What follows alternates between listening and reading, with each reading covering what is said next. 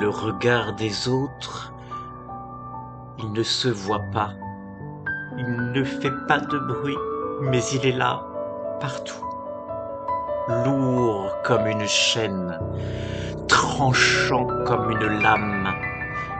Il dicte mes pas, façonne mes choix, bride mes rêves. Il murmure à mon oreille que l'audace est dangereuse, que la différence est une menace, que l'authenticité est un luxe qu'on ne peut pas se permettre.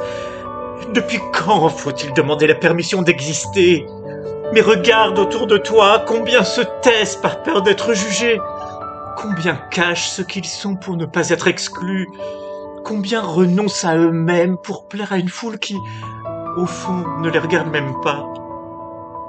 On m'a appris à me fondre dans la masse, à ne pas faire de vagues, à ne pas trop briller de peur d'aveugler les autres. Mais moi, mais jusqu'à quand? Jusqu'à quand laisserai-je des étrangers dicter ma valeur? Jusqu'à quand étoufferai-je mes désirs sous le poids de leurs attentes? Ils me disent comment parler, ce que je dois aimer, ce que signifie réussir. Ils me jugent, me classent, me cataloguent. Et moi, je les écoute, je consens, je m'efface. Mais dis-moi, à quoi bon être accepté si ce n'est pas moi qu'ils acceptent, mais l'image déformée qu'ils veulent voir? Le regard des autres est une prison dont la porte est grande ouverte, parce qu'en vérité, ce poids n'existe que si j'accepte de le porter.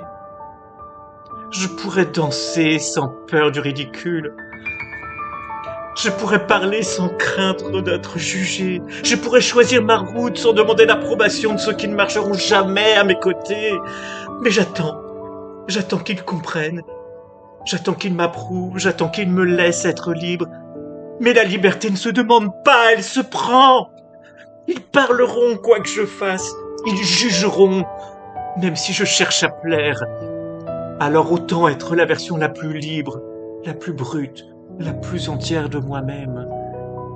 Je suis audacieux, je suis entier, je suis libre.